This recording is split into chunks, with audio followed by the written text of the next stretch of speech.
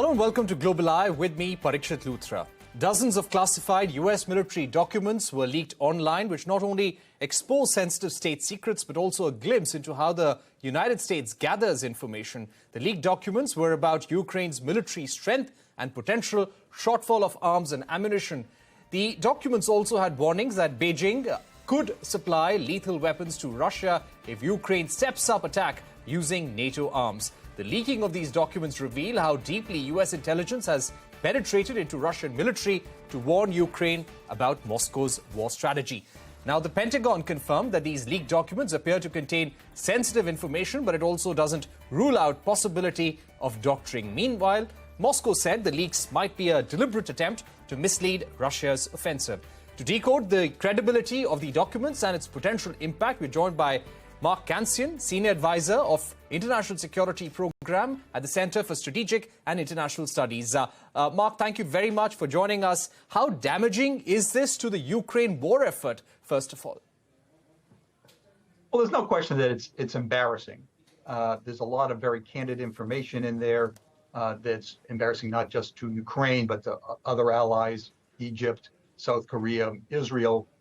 There aren't any smoking guns, though. There's nothing in there. There hasn't already been commented on in the open press, so it's not as if there is new information. What is embarrassing, though, is that it's coming from the United States government, particularly at a time when the United States government is trying to portray a solidarity with the Ukrainians and a lot of optimism about their future. Right. Does it really impact the spring offensive that we are going to see in Ukraine now? Russia has promised to step up attacks. Ukraine is also gathering support from allies with ammunition and weapon systems to fight back. Do you think this will hamper Ukraine's ability to fight back? I don't think so. Ukraine's ability to fight back is going to be driven by three things. First, it's the weapons and munitions that the United States and others are sending to Ukraine, and that's not going to be slowed down at all. In fact, that flow is continuing. It's also going to be affected by the training that the Ukrainians are receiving from NATO and the United States, and that's continuing also. And finally, by the determination of the Ukrainian people, which is not affected. So it's not going to have an effect on the Ukrainian counteroffensive. The Russians, of course, complain and say that they'll launch attacks, but they're already doing that to their maximum ability. They're going to go over to the defensives shortly when the Ukrainians launch their offensive. Right. The other point, as far as U.S. intelligence gathering abilities go, there have been reports about how the satellite information gathering capabilities of the United States have been revealed through these documents. Do you think there is any kind of specific, very classified information which is now out in public domain, which may impact the United States? The short answer is not very much. The documents are classified as secret and top secret, but that does not include how they got the information. People have looked at them and inferred how we might have got that information maybe from satellites, but our capabilities there are well known. A lot of it probably comes from electronic surveillance. And of course, there's been harassment of U.S. spy planes out in the Black Sea. So that's not really news either to the Russians. So the bottom line is, I don't think that sources and methods were really endangered. At this juncture, the U.S. Justice Department is carrying out an inquiry into how this happened, Mark. How do you think this is going to proceed?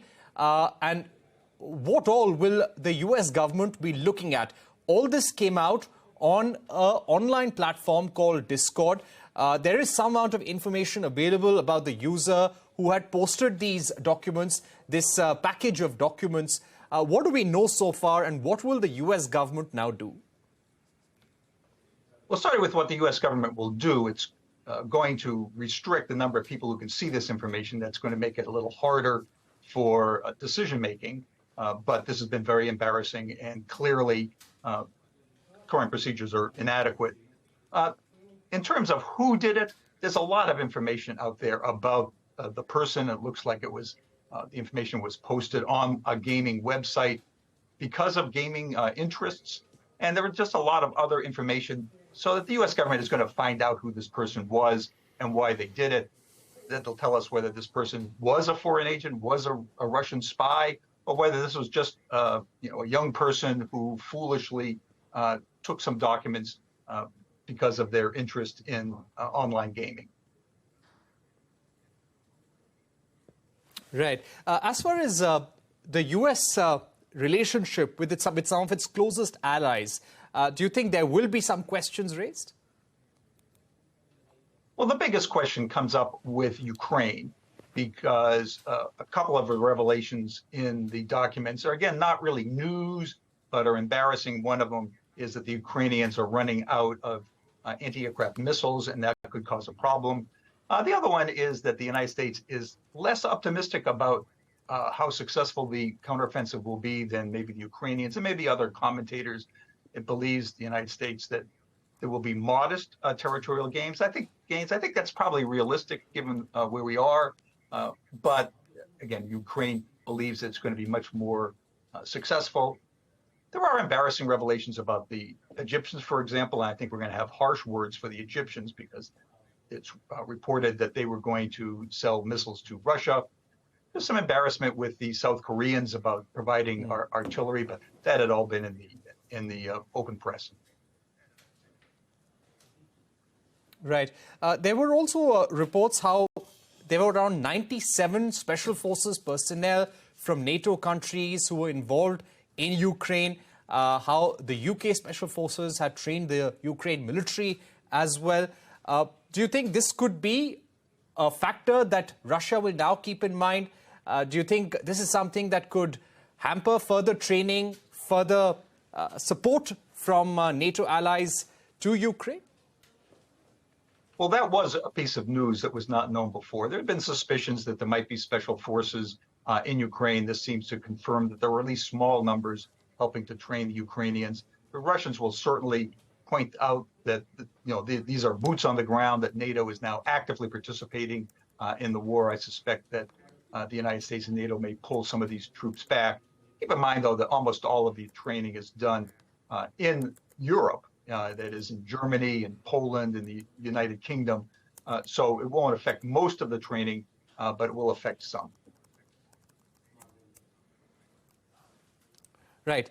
Now, coming to our final set of questions, Mark, as far as the U.S. government goes, do you think there has been a certain lapse, certain gaps on its front as far as the presence of this information in social media goes? According to the Times, this was reported on the 5th of April, but it is widely believed that it had been on the Discord platform for at least a month. And according to some reports, all this information was already available since January.